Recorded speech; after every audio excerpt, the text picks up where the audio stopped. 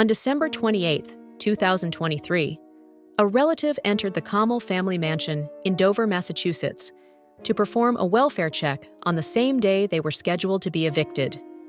Inside, they discovered a horrific scene. Rakesh, Kamal, his wife Teena, and their teenage daughter Arianna were dead, victims of an apparent murder-suicide. Investigators concluded that Rick, overwhelmed by financial pressures, had fatally shot his wife and daughter before turning the gun on himself. An unregistered .40 caliber Glock 22 was found near his body, signaling the extreme measures he had resorted to in his despair. The tragic discovery was accompanied by a chilling note Rick left behind, revealing not only his emotional turmoil, but also clear instructions for those who would enter the home.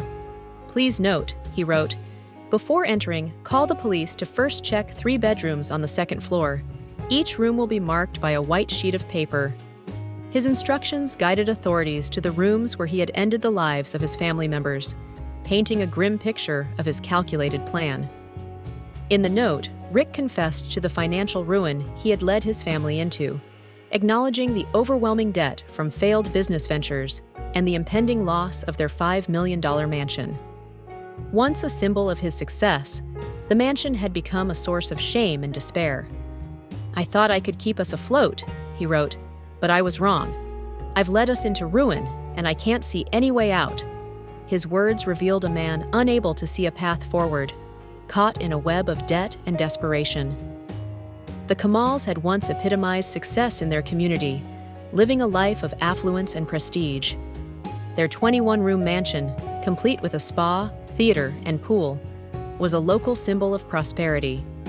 Yet behind this facade, Rick was struggling to keep their finances intact. By late December, the threat of foreclosure and eviction loomed, and in a last attempt to salvage some stability, Rick made a hasty change to Teena's $1.25 million life insurance policy on Christmas Eve, naming his brother Manoj as a contingent beneficiary. This sudden adjustment, just days before the murders, would soon lead to a contentious legal battle. In the note, Rick addressed his wife and daughter directly, apologizing for leading them down a path of ruin. "I wanted you to have everything," he wrote, "but I've only taken everything away." His words suggested the profound isolation he felt as he grappled with the expectations he had built around them, describing himself as trapped by their affluent lifestyle. He seemed to believe that by ending their lives, he was sparing them from the disgrace and hardship that would come with their financial downfall, a twisted logic that showed his distorted sense of mercy. The aftermath of the tragedy led to a fierce legal dispute over the life insurance payout. Manoj filed a claim for the proceeds, while Teena's brother, Sandeep Bedi, challenged the timing and legitimacy of the policy change. The life insurance company, Genworth, requested federal court intervention to determine the rightful beneficiary, raising further questions about Rick's mental state and the circumstances of the policy alteration. Rick's final message struck a haunting tone. "I am sorry, I couldn't find another way. This is the only way to make sure you are free from what I've done." His words encapsulated his tragic reasoning, leaving friends, family, and investigators grappling with the bleak reality of his choices.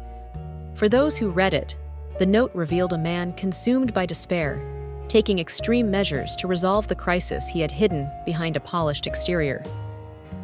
As news of the Kamal's death spread, their story became a stark reminder of how hidden financial struggles can drive even the most respectable families to unimaginable ends. Friends, neighbors, and the broader community struggled to reconcile their image of the Kamals with the horrific reality of their final days. Their lives, which had once seemed like the pinnacle of success, were revealed to be a facade, hiding a tragic story of unspoken pressures and mounting desperation. The investigation continues, with authorities seeking answers about how Rick obtained the illegal firearm and what led him to see murder as his only escape. The Kamal family's tragic story serves as a powerful cautionary tale about the dangers of concealed struggles, highlighting how the weight of hidden desperation can drive even the most successful to unfathomable acts. The once grand mansion, now a haunting symbol of their decline, stands as a somber reminder of the devastating consequences of financial ruin and unchecked isolation.